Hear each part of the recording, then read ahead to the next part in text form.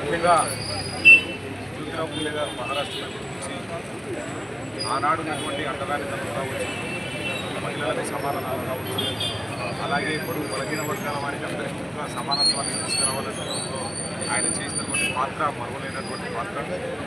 అలాగే ఆయన చూపించినటువంటి దారిలో ఇవాళ ఎస్సీలు కానివ్వండి, బీసీలు కానివ్వండి, బడుగు బలహీన వర్గాల వారి అభ్యున్నతి కొరకు ఆనాడు వాళ్ళు వేసినటువంటి పునాదులే ఇవాళ మనం ఈ స్థాయిలో ఉన్నామని చెప్పేసి ఈ సందర్భంగా తెలియజేసుకోవాల్సినటువంటి అవసరం. ఎందుకంటే బహుశా స్వర్గీయ నందమూరి తారక రామారావు గారు ఆయన ఆశయాలను అనుసరించే వ్యక్తిగా మహిళలకు సమానత్వాన్ని తీసుకొచ్చినటువంటి గొప్ప మహానాయకుడు స్వర్గీయ నందమూరి తారక రామారావు. అలాగే ఏదైతే శిశు మరణాలను కూడా రాష్ట్రమంతటా ఉన్నాయని చెప్పి అంగన్వాడీలను కావచ్చు, ఐసీడీఎస్ కావచ్చు ఆనాడు తీసుకొచ్చి అందరిని ఆదుకున్నటువంటి ఘనత కూడా మన తెలుగుదేశం ప్రభుత్వంలో చాలా చురుగ్గా జరిగిందని చెప్పేసి చెప్పవచ్చు.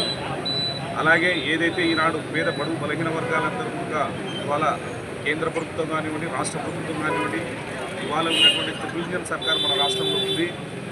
మేము ఒకటే కోరుకునేది, ఏదైతే బడుగు బలహీన వర్గాల వారికి అందరికీ కూడా బీసీలలో కూడా సమాన న్యాయం జరగాలి, బీసీ జనగణన ఖచ్చితంగా జరగాల్సినటువంటి అవసరం ఉందని చెప్పేసి ఈ సందర్భంలో గుర్తు చేసుకోవాలి. ఎందుకంటే మా నాయకులు నరేంద్ర మోడీ గారు కావచ్చు, చంద్రబాబు నాయుడు గారు కావచ్చు, అలాగే పవన్ కళ్యాణ్ గారు కావచ్చు, ఏదైనా కానీ బీసీలకు ప్రాధాన్యత ఇస్తూ పేద ప్రజలకు అందరికీ కూడా అండదండగా ఉన్నటువంటి పార్టీ తెలుగుదేశం పార్టీ.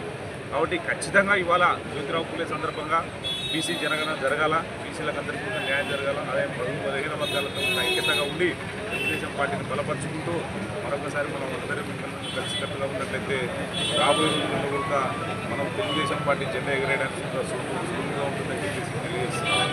ఎందుకంటే ఇవాళ మీరు చూసుకోండి, మహిళలపైన ఆనాడు ఉన్నటువంటి అరాచకత్వాలు ఏ విధంగా ఉన్నాయి, గతంలో ఏ విధంగా ఉన్నాయి, ఇప్పుడు ఏ విధంగా ఉన్నాయని తెలుసుకుంటే ఈసారి వాళ్ళు తెలియజేసినటువంటి అడుగుజాడలను తెలుసుకుంటూ వారి ఆశయాలను సాధించే దిశగా కృషి చేయాలని చెప్పేసి తెలియజేస్తూ మరొకసారి అందరికీ నా స్వాగతం.